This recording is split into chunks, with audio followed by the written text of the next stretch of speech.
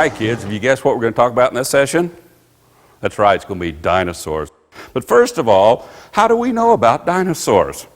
Well, what do we find out there? We find their fossils, don't we? So first of all, we have to find the fossils, and the next step is we get them out of the ground. And that's not always easy to do, because usually they're in hard rock. Now, once we get them out of the ground, we protect them, we wrap them with chicken wire, plaster, Paris, a lot of different things, so we hold them together as much as possible, and then we take them to the laboratory and the museums, and they take all that stuff off and get down to the bone, or the fossil. Then they start putting them together like a jigsaw puzzle, and that's where we get dinosaurs like this one right here. Now, when you go to the museums, though, most museums forget to tell you something. They forget to tell you that we hardly ever find a complete dinosaur, especially the big ones. We find a few fossils here and a few over here. Most museums today, though, actually, all you see is replicas. So when you look at it, you think they found everything.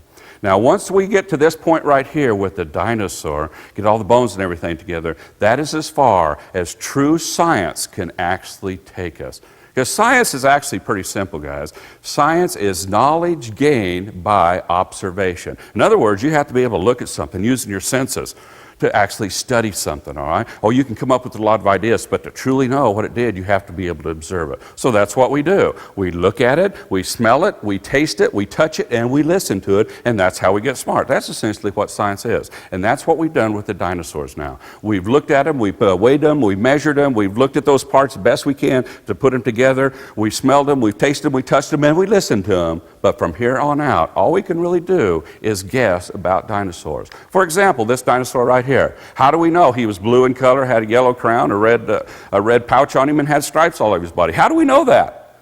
Do we know that? No, we don't. Why? Because what were we looking at? We were looking at fossils. We were looking at bones. Can bones tell us the color of an animal?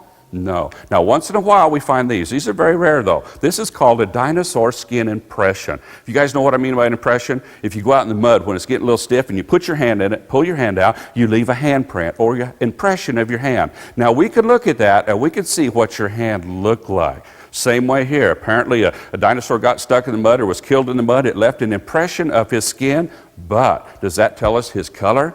No, it tells us his texture and what his skin looked like, but it doesn't tell his color. So whenever we start adding color to dinosaurs, we have to remember something. We don't know that that's what they really look like. We just have to guess, don't we? And we've made a lot of mistakes about dinosaurs over the years.